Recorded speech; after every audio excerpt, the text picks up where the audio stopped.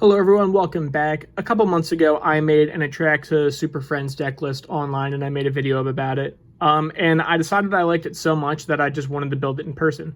So here's my, a couple months later, Atraxa Super Friends list. I'm not going to go too deep into basics. The deck is primarily blue and green heavy, so those are the majority of the basics. Well, there's only a few black basics and white. Most of the lands, got a lot of duals in this deck. I'm not going to go specifically into non-basics unless I think it's relevant. I think a lot of them are going to be self-explanatory. Like Hollowed Fountain's just a shock land. It's a shock land. It's good, So let's go into it.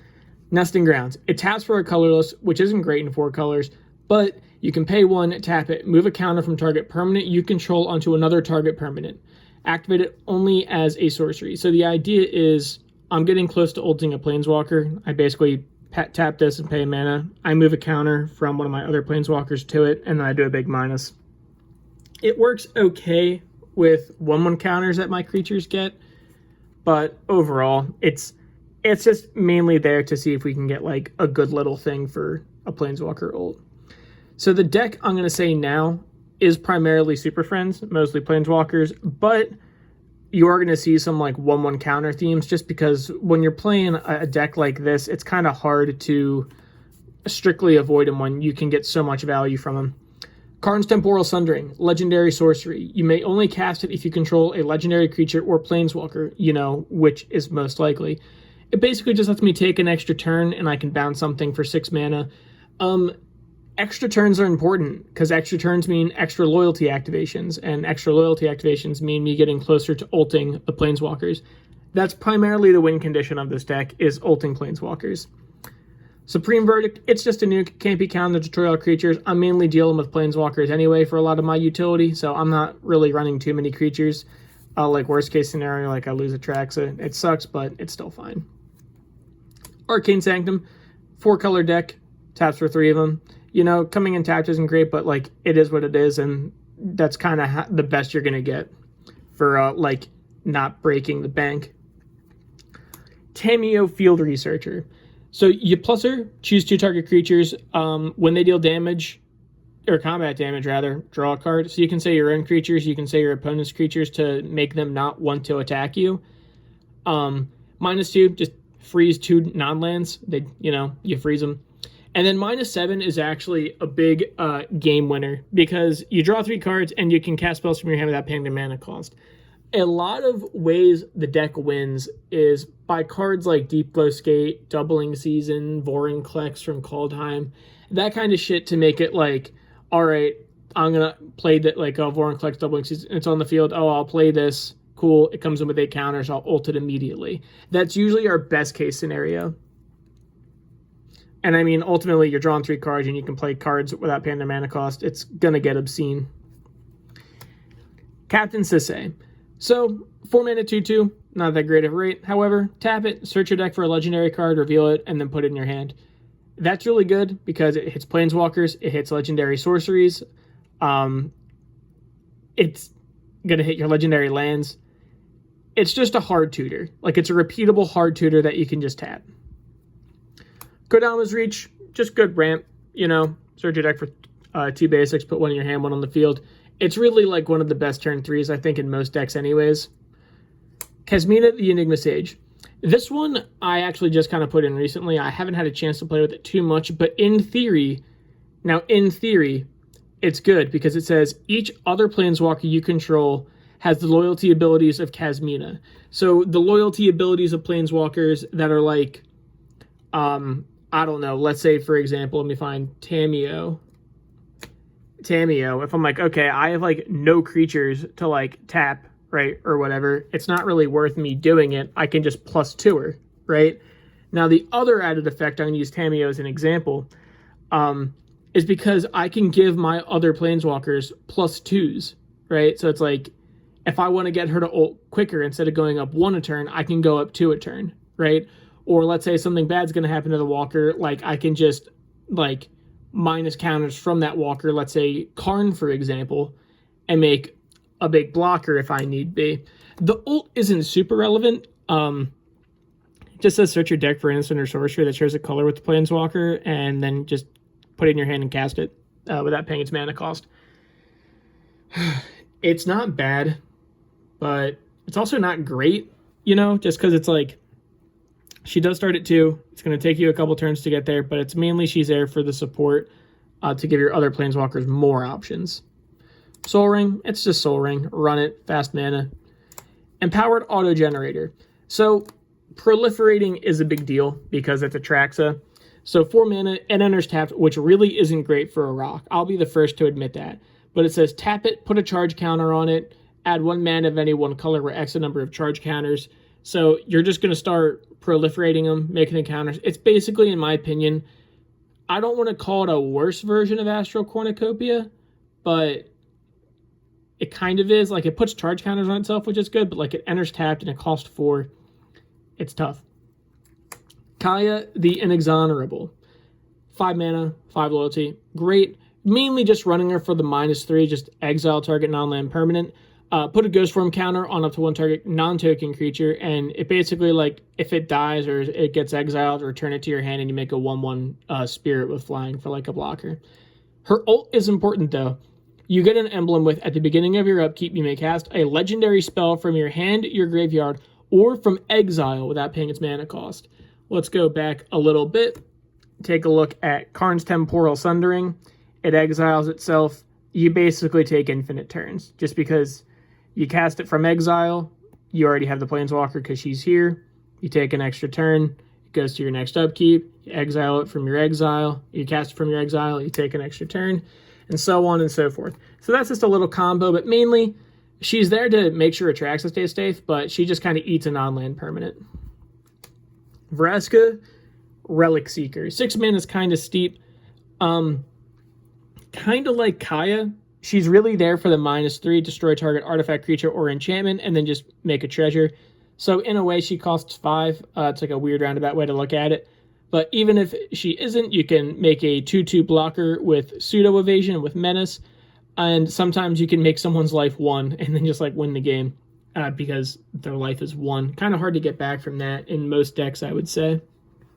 But the idea that she comes in, you can -3 her and then -3 her again like the next turn. At the worst, I like her. So, I was saying that this is mainly a Planeswalker deck, but proliferate things, and you with Atraxa, it's tough to not have 1/1 counter elements. So, Simic Ascendancy, pay 3, put a 1/1 counter on target creature you control. Whenever 1 or more 1/1 counters are put on a creature, put that many growth counters on Simic Ascendancy. Beginning your upkeep, if you have 20 or more growth counters, you win the game, right? So even if we're not winning the game, still 3 mana to start putting a 1/1 on a creature that Atraxa could then proliferate. It goes a long way, you know, and then like it's going to go like, so basically it's like, oh, I'll put a 1/1 on Atraxa and then it's going to proliferate that. Well, I'm going to proliferate at the end step 2 more counters for this. So this gets an additional 1, but since Atraxa got also another additional counter, this gets another 1. So it goes up a lot faster than you would think. Shalai, Voice of Plenty. It's foil, but you can't really see it too well. But she's just good support.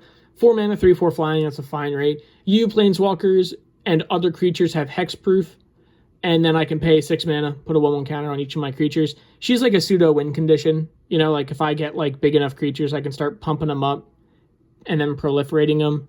That's actually a pretty decent combo with this. Overall, she's mainly just there for like protecting my Planeswalkers. If they're getting close to doing their big minus, like I don't want them being like Murderous Rider or another card that does that kind of effect. Thrummingbird. Flying 1/1 for 2, whatever. When it deals combat damage to a player, proliferate. This card, I'm not really sold on it. I'll be honest. I think it's good in theory, but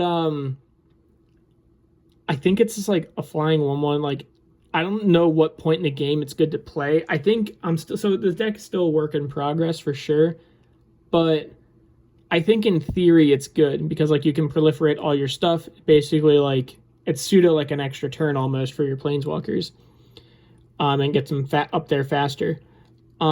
It's not that great like a flying 1/1s, whatever. Evolution Sage. Whenever a land enters, proliferate. Kind of the same deal with Thrummingbird, except I'm not really sketched about this one. I like this one a lot. A land comes into play, I proliferate, I play 2 lands in a turn, maybe, cool, proliferate even more. It's just like a lot faster, plus I think it's a better body. Interplanar Beacon, whenever you cast a Planeswalker spell, gain a life. It's a Planeswalker deck, self-explanatory. Taps for a colorless, which doesn't matter because you can pay 1 mana into it and tap it to add 2 mana of different colors to only cast Planeswalker spells. That's pretty good considering, let me see, I should just leave the Planeswalkers to the side for now on. But it's like, Kazmina, good example. Like, that's green-blue, right? It's going to filter itself. Tamiyo's right under it. Tamiyo, boom, bent colors. It just gets it going a lot easier and a lot faster. It's just mana fixing, essentially. You're filtering. Bountiful Promenade. You're usually going to have more than 2 opponents. So it's just like an untapped Selesnya land. Most likely. Worst case scenario, it's worse than a Guildgate. Best case scenario, it just enters untapped. And like the likely case scenario is it enters untapped. Propaganda.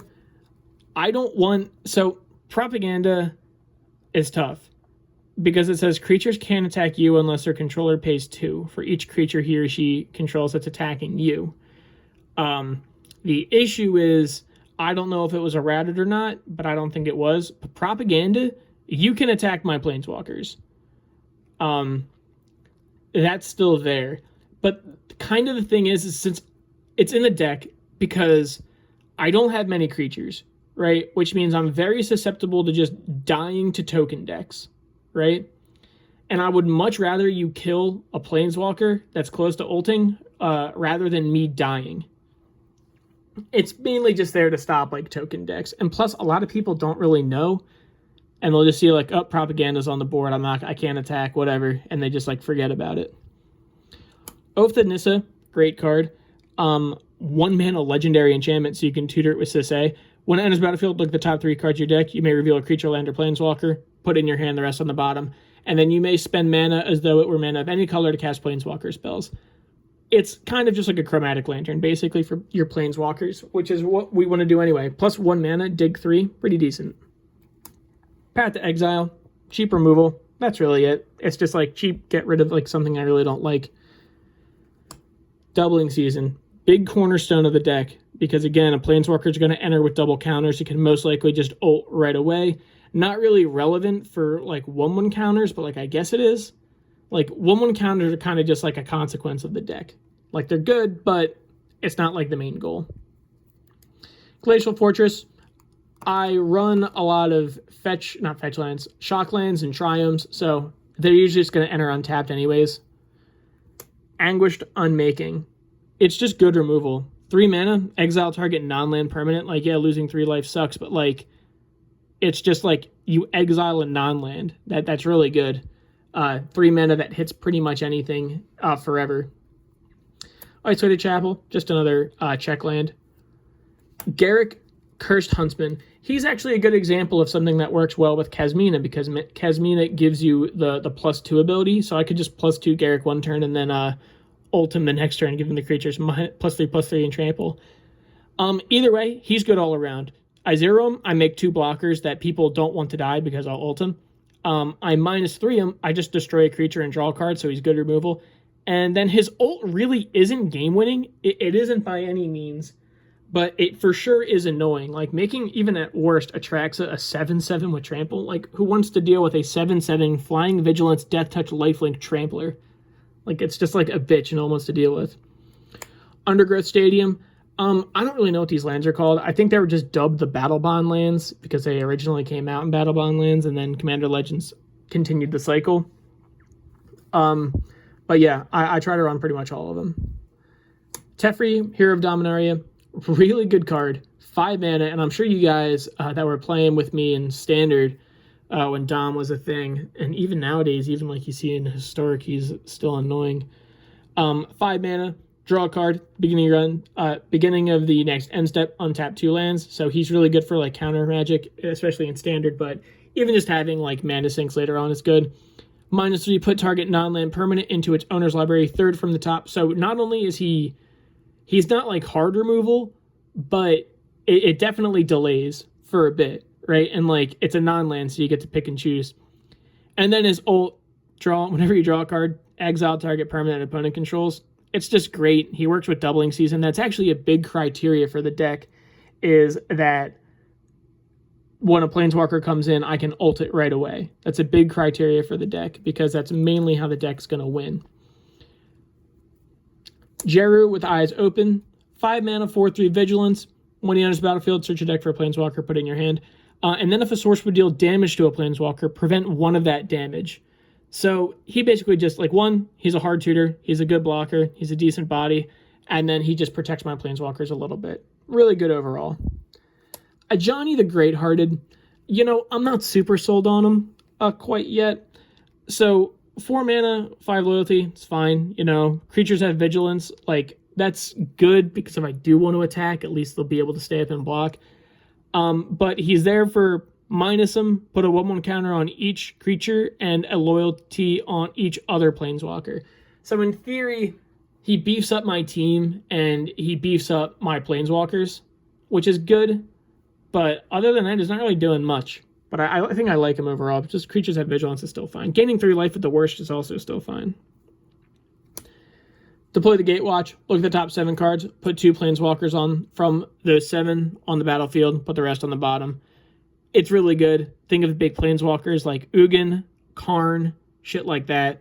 Deploy the Gatewatch is going to get him. And even like worst case scenario, like let me see like the top 2 Planeswalkers. Sure, like, oh no, I paid 6 mana for 9 mana worth in walkers. Like, it's still pretty good. Sunpetal Grove, just another check land. 3 visits. So 3 visits is good because it searches your library for a forest card and then put it onto the battlefield. Important for 2 reasons. 1, it puts it on the battlefield untapped. If you get like a shock land or like even a basic forest, it'll put it on the battlefield untapped. Worst case scenario, you don't really have anything to do. You can fetch a Triumph with it. Morphic Pool, just another one of those battle bond duels. Call the Gatewatch. Search your library for a Planeswalker card, reveal it, put it in your hand. It's just a Planeswalker tutor. 3 mana, it's a good rate. Nissa of Shadowed Bows. Bows? I don't know, doesn't matter. 4 mana, Landfall. So she's another iffy Planeswalker, but I really like her in theory, again. So Landfall, you know, put a counter on her whenever land enters. +1, untap target land. It's a 3/3 with haste and menace. -5, put a creature card on with CMC equal to or less than the number of lands you control on the battlefield from my hand or from my grave with 2/1 counters. So she's a way to get creatures back from my grave, and as a worst case scenario, like, she's pseudo mana ramp. Like, it's like, oh, I'll tap this land and I'll untap it and I'll make it a 3/3 and then I'll tap it again. Like, it's still fine. Search for Glory kind of actually makes Call the Gatewatch an obsolete card, in my opinion. Same mana cost. And the thing is, I don't have any snow basics in the deck. It's not a choice. I just straight up don't own snow basics. Well, I do, but I just really haven't put them in the deck because I like the full art. And plus, really gaining the life isn't like super relevant. But anyway, search your deck for a snow permanent, a legendary card, or a saga card. It's mainly search your deck for a legendary card. Planeswalkers are legendary, your creatures are legendary, lands are legendary. And if I had the snow basics, which I do want, worst case scenario, it's 3 mana. Put a snow basic in your hand. It's not bad. Exotic Orchard, you're playing 4 colors. Your opponents are most likely playing 1 or 2 of your colors. It's just like an untapped duel. Cultivate, it's just Kodama's Reach. Nothing special about it. Overgrown Tomb, yet again, just another shock land. Keep your colors consistent.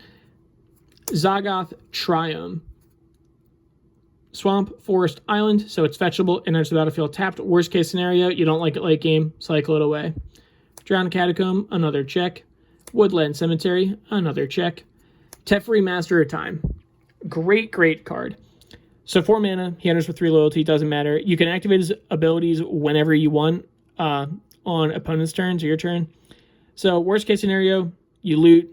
You can make a creature phase out to make it not be able to attack or get rid of some ETB abilities. Like, I don't know, say, let me think of like a good example. Yarick's on the field. They play Mole Drifter. You exile Yarick. They don't get the double trigger. You phase out Yarick. You don't get the double triggers. Now, ideally, he doesn't meet the test of ulting right away. But the fact that, like, You're in a 4-player pod. He comes in with 3. It's my turn, goes to 4. Opponent 1, 2, 3 turn, goes to 7. Back to my turn. He's now at 8 loyalty. And like he's hard fixing and filtering my hand, and he's getting rid of creatures. He's just really, really good. Speaking of Teferi, Oath of Teferi, another cornerstone card. His blink ability isn't really relevant too much. It's more or less just that I can activate loyalty abilities twice. So actually that kind of accelerates this guy. I could do it twice per turn. By the time it gets back to me, I'm ulting him. And it's pretty relevant in like my other ones, just like, oh, I'll get rid of 2 things this turn, or I'll do these 2 other abilities or whatever. Narset, Parter of the Veil. It's in Italian. I don't have an English one. I do, but it's in my other decks. It's just something I want to get rid of. I don't have anything against foreign cards. I just don't like them because more often than not, I have a lot of people playing my decks, and if they don't know what the card does, and they're like, yo, what's this do? And I'm like, oh, well, it does this, but now I know what's in your hand. You know? It's just like, and like you can't really like Google it too well. It's just like tougher for people that are playing your decks if they're not familiar. It doesn't matter. Narset, she basically says your opponents can't draw more than 1 card each turn. And then you -2 or look at the top 4 cards of your library. You may put a non-creature, non-land cards from among them into your hand. Planeswalkers are not creatures or lands, so it's going to hit all your instants, sorceries, enchantments, planeswalkers, artifacts, whatever. And she'll do it a couple times, and then you just start proliferating her back up to do it over and over. Plus, it stops wheel decks. Reflecting Pool, it's just good. Your 4-color just helps you get more than mana you already have. Godless Shrine, just another shock. Tezzeret's Gambit's a good card. So why would you, like, I mean, life is a resource in Magic. Life is a resource until you're about to die. So really, it's a 3-mana sorcery, draw 2 cards, proliferate. Real good, helps you get your planeswalkers up a little bit just for 3 mana, draw 2 cards. It's just card advantage. It's good overall. Vorinclex Monstrous Rage. Dude, he's also foil, but like I feel like the camera's not picking him up. And again, I'm not trying to flex. It's just like I feel like I see it, but the video's not seeing it. Vorinclex Monstrous Raider. Trample haste 6/6 for 6. Amazing rate. If you would put 1 or more counters on a permanent or player, put twice that many. Basically, he's doubling season. If an opponent would put 1 more counters on a permanent they control, or on a player, if they put half that many. That's really it. He basically doubles yours, halves your opponent's. So he's a hate bear for your opponents. He is a doubling season for you, except without the tokens. Plus he's a 6/6 for 6 with trample haste. Like he's a good beater. Vraska, Golgari Queen. 4 mana. Mainly reason I'm running her. -3, destroy target non-land permanent with CMC 3 or less. It just gets rid of mana dorks. It gets rid of soul rings, artifacts, mana rocks. Small enchantments that are important, like propaganda, or well, not really propaganda. It's not important for my particular deck, but you know what I mean. Stuff like that. Yeah, it's like I could sack another permanent. If I do, I gain a life and draw a card. That's fine if I want to get rid of a token or something I have, but usually I just don't say anything unless I really need it. And then, yeah, she doesn't fit the Vorinclex, the doubling season test, but she's not really meant for having her ult gotten. Like a lot of the planeswalkers in the deck are meant to be ulted. Like Tamiyo's meant to be ulted. Pretty much every Teferi's meant to be ulted. But she's mainly just like 4 mana, destroy a permanent, and then I can gain some life, draw a card if need be. And if I do get to her ult, whenever creature assigns combat, or whenever creature deals combat damage to a player, they lose the game. It's a fine ult, but realistically, it doesn't matter if we get there or not. Merciless Eviction. I just don't say planeswalkers because it'd make me sad. But 6 mana, I think it's the best nuke in Magic. Exile all of something you don't like. That's really it. Chain Veil. Infamous Chain Veil. 4 mana. At the beginning of ramp step, if you didn't activate a loyalty ability of a planeswalker this turn, lose 2 life. Worst case scenario, someone wipes my field. I don't have any walkers, whatever, right? Pay 4 mana. Basically, I can activate loyalty abilities 1 more time for each planeswalker. So I can like double up their activations. Pretty good. Pretty good having double the effects for my planeswalkers for 4 mana. Aminato, the Fate Shifter. She's tough. She's good overall, though. So 3 mana, draw a card, put a card from the top of my deck on the hand. So it's a very small baby Brainstorm in a way. Exile another target permanent you own, return to the battlefield. You just blink something. You can go infinite with like her and Oath of Teferi, things like that. Her ult really isn't relevant. I really don't know why I would ever want to ult her. Unless like my opponent has like Eldrazi Titans on the field. I really can't think of a way that like I would want to give away my board state. Or unless my opponent's about to win the game and like I would rather have that board state. Command Tower. It's Command Tower. I'm not really going to go too much. It's an untapped land that taps for 4 colors. Big Stinky Ugin. Kind of just ends games. People really hate him. I hate him when I'm not playing him, but I love him when I am playing him. 8 mana, 7 loyalty. Plus him, bolt something, minus him, really annoying nuke. Exile each permanent with CMC X or less, that's 1 or more colors. Basically, like, worst case scenario, he is literally a 1 mana, like, all is dust. Then you minus 10 him, gain 7 life, draw 7 cards, put up to 7 permanents from your hand on the battlefield. Really gross and annoying card. Flux Channeler, 3 mana 2/2. Whenever you cast a non-creature spell, proliferate. It's good. It just helps get my walkers up a lot faster. Helps them ult quicker. That's really it. Maelstrom Pulse. It's good removal. Worst case scenario, it's a single targeted removal for non-land. It's also good. Again, token decks kind of beat me up because I don't have a lot of blockers. I can just name a token. All those tokens are dead. It just like wipes a board. Or best case scenario, I'm like, haha, Soul Ring, and I get like 2 people Soul Rings. Temple Garden. It's a shock. Teferi Time Raveler. His static ability is kind of more important than his actual. Well, actually, no, he's good overall. 3 mana. Each opponent can't cast spells at instant speed, basically. They can only cast spells at sorcery speed. Plus them, I can cast the next sorcery spell as if it had flash, or I minus them. I just bounce something and I draw a card. I really only use them for the bouncing and drawing a card. I really don't have any, like, sorceries I want to cast at instant speed. Like, I guess Maelstrom Pulse would be good, but as an instant, but ultimately it's like I use them to stop combat tricks. I use him to stop like instants or counter spells. And he's just good bounce removal and draw. Arcane Signet. It's a rock. Taps for 4 colors. Really no downside to it. Narset Transcendent. She's one of the walkers I like to have ult right away with Doubling Season Vorinclex because it says you get an emblem with your opponents can't cast non-creature spells. That really hurts a lot of decks. Anyway, just looking at her, 4 mana, 6 loyalty is actually insane. Plus her, look at the top card of your library. If it's a non-creature, non-land, reveal it, put it in your hand. Worst case scenario, it's like a land. You just look at it and you're like, okay, I did like a pseudo scry. -2 her when you cast your next instant or sorcery from your hand, it gains rebound. That's fine. Not really a bunch of spells you would want to do that with. Like, I guess you could like do it for a tutor. You could do it for like an extra turn spell. But mainly it's just like you want to look for cards, non-creatures, just like ramp yourself a little bit. Or you just like want to ult it right away and shut opponents down. Ashiok Dreamrender. It's tough because, and I don't want any of you to start thinking it's like, oh, you're just running like shitty planeswalkers. But everything has to have a reason. I feel I've been playing Magic for years, and I feel like most decks have to have an answer for at least everything. Ashiok is my way to deal with Graveyard and Reanimator decks.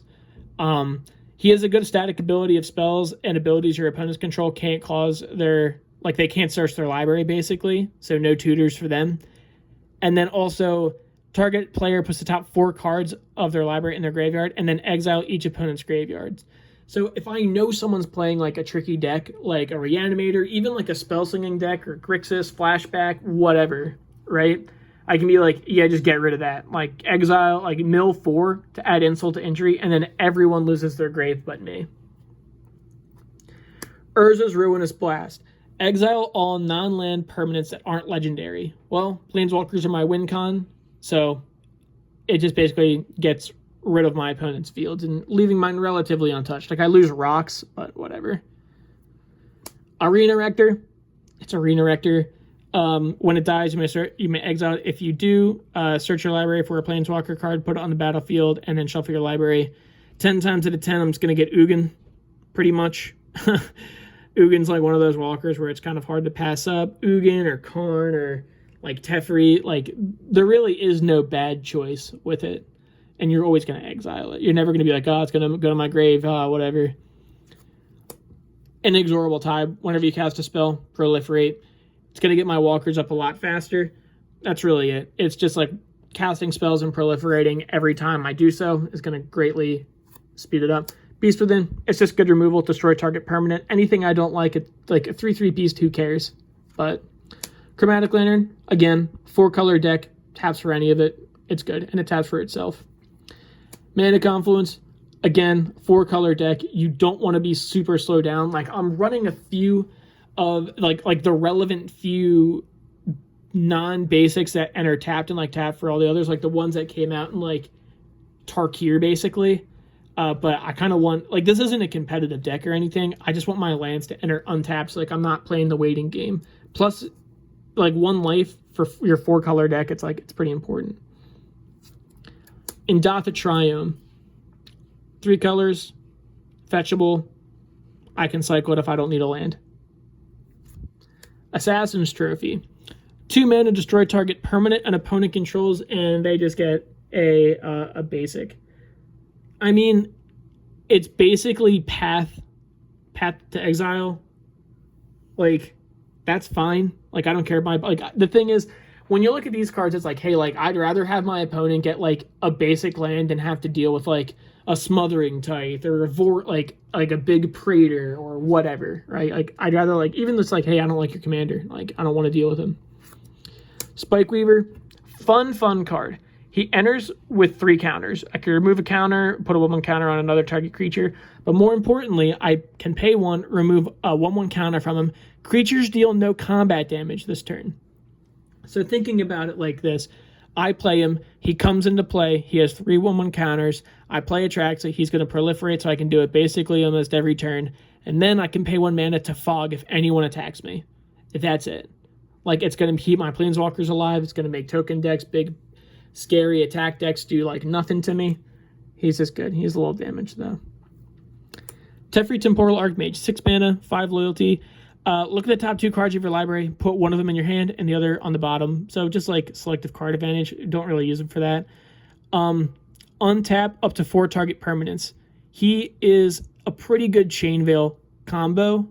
The way you pretty much use him is you like need like him, Chain Veil, Soul Ring, and like something else, and you basically can like just keep going at it. Or no, you don't even need Soul Ring, because usually what I use is like Astro Cornucopia or whatever, just to like have the 4 mana to dump into it, and like you just ult your planeswalkers. He's like a good combo. And then if you can ult him, because he does work with the doubling season effect, you may activate abilities of planeswalkers you control basically on other people's turns. So really good. Opulent Palace, 4-color deck at Ender Staff, which sucks, but it's basically just the non-Triumph version. Spark Double, I like all the planeswalkers in this deck. I'd rather have an extra. Even having 2 Atraxas is good, and proliferating twice is great. I get infinite enter the battlefield abilities with this, a Minato, and Teferi's Oath of Teferi. Because, like I blink over and over and over again. I can do it twice a turn. It's nuts. Tamiyo, Collector of Tales. 4 mana. Just kind of like a hate, like spells and abilities your opponent's control can't cause you to discard cards or sacrifice permanents. So Eldrazi don't really do anything when she's on the field. Her big effect is obviously just Ewit, return target card from your grave to your hand. And then, you can say, like, choose a non-land card, reveal the top 4, and put all those cards, like, into your grave.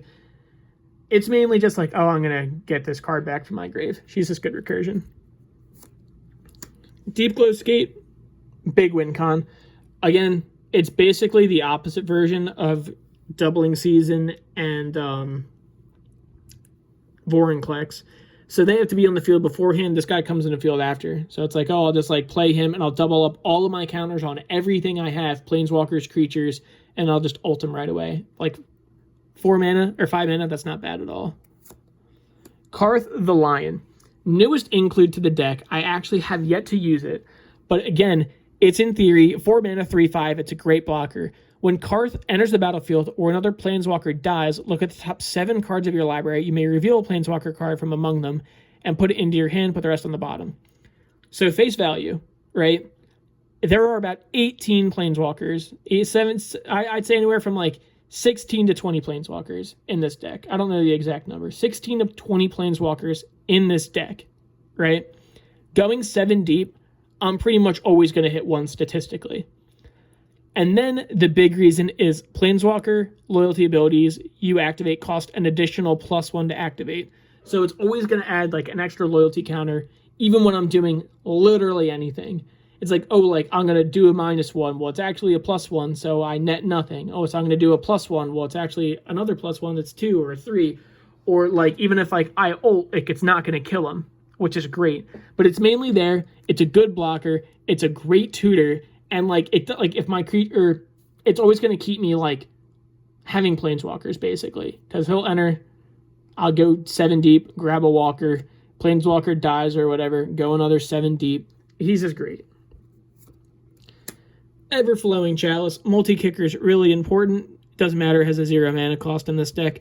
But multi-kicker, you just keep paying it, and then you proliferate the counter so it taps for a bunch. Jason Raveler of Secrets. Again, he works with the the Doubling Season of Vorinclex. He comes in, 5 mana, plus him, scry 1, then draw a card. Sure, that's fine, good card advantage. -2, return target creature to its owner's hand. Why not? They got a big problematic creature, might as well get rid of it. And then his big -8, you get an emblem with whenever an opponent casts his or her first spell each turn, counter that spell. So, the big theme of the deck is that it pretty much wins most of the time to people conceding. I can pop off very easy. You can always win with damage, and like, you basically, the goal of the deck is to outvalue, right? But the main way it happens is people just concede. That's usually how it goes, because like, oh, I ult Tef or this Jace, people like, I don't really want to play anymore. So it's like a way the deck wins. It's kind of scummy, but it is what it is. But usually it's just like Atraxa is a good beater. I got like other creatures and like other effects that like make it annoying. But this is like one of the big effects I think of that just make opponents like just concede the game. Settle the Score is okay. It's not great, it's okay. Because in theory, I exile target creature, sure, but I put 2 loyalty counters on a planeswalker I control. The hope is those extra 2 counters are enough to ult, right? Because those extra 2 counters basically mean like an extra 2 turns. And like, it sucks at sorcery speed, but it is exile, so that kind of justifies it in a way. It's tricky to me. Let me know what you guys think about it. Astro Cornucopia, it costs 3 mana, sometimes 6, sometimes 9, doesn't really matter. Enters the battlefield with that many charge counters on it, you're always going to proliferate, so it's going to be more. I usually just say 1, so it's like a 3 mana rock. And then I just start proliferating it, and then it gets more and more and more to tap for a ton. Big man Karn himself. 7 mana. Again, he's just like exile target permanent. He does not work with Doubling Season or the Vorinclex just because like it doesn't really matter. And plus, like, I wouldn't like want to ult him right away anyways because he needs like the setup. But +4, target player exiles a card from their hand. Sure, why not? -3, exile target permanent. You just get rid of anything you don't like. -14, restart the game, leaving in exile all non-aura permanents cards exiled with Karn liberated, then put those cards on the battlefield under your control. So, he's tough. I like him because he works well with Kazmina. Because like, oh, I need to make a big fractal, why not? Whatever. He has like a +4, which is a really good rate. But restarting the game really isn't that great. I feel like if I'm at a point in the game where I can restart it with Karn, I won't really want to. You know, because it means like I'm probably going to win the game anyways. But still, just like attacking people's hands, exiling target permanents, he has a big plus. People just hate Karn. Like, they'll just attack him to get rid of him. And I think that's completely justifiable. So he's a good damage soak. But he's just removal. He's a damage soak. He attacks hands. He's great. Fall to Champions, just a check land. That's really it. Or not check land, one of those battle bond lands. You love him. You hate him. It's Oko. Thief of Crowns. So, again, the main reason is he's a hate piece, right? You don't really care about the food, but target artifact or creature loses all abilities and become a green elk with base power toughness 3/3. So you just destroy someone's commander. It's just like an elk from now on. That's really what he's there for. Like, I can do his +2 and make food if there really isn't anything I want to make like an elk. Like, if there isn't things that are like worthwhile making an elk. Because sometimes you get to the point where it isn't. Like, if a creature has, like, a bunch of 1/1 counters on it, like, I don't really want to make it an elk to then, like, make it stronger. It's not really worth it. And then, like, exchanging control of target artifact or creature you control with target creature and opponent controls with power 3 or less. That's fine. Like, I can just swap around to food for, like, a mana dork. Some trivia, actually. The reason Oko is so busted is because the playtesters never had the idea that you would target your opponents of creatures and make them elks. That's why he's 3 mana, and that's why his rates are so good, because they thought, in theory, all right, you plus them, you make a food. You plus them again, you make that food a 3/3. But, like, or they thought, hey, you plus them, you make a food. Next turn, you ult them, you trade that food for, like, another creature, whatever, right? But, yeah, they never thought that, like, it would break formats. Feyburrow Elder, nothing really to write home about. He has a 3 mana 0/0 with Vigilance. He gets +1/+1 for each permanent color among permanents I control. So Atraxa. He's usually like a 4/4 or so. He taps for 4 mana. So he's good. You swing in for 4 Vigilance, and then like after combat, you just tap him. Sure, whatever, you get 4 mana. He's good ramp, he's a good body, he's a good blocker, he's just good all around. Final card, Time White. It's a nuke. It basically says return Atraxa to your hand and then destroy all creatures. So that's pretty much it. A good nuke, again, because it's not going to hurt your, like, planeswalkers or whatever. But overall, that's pretty much it. Thank you guys for watching my Atraxa list. Let me know what you would change. Let me know if you have other Super Friend decks, things like that. And again, thanks for watching. Like, subscribe, and I'll see you next time.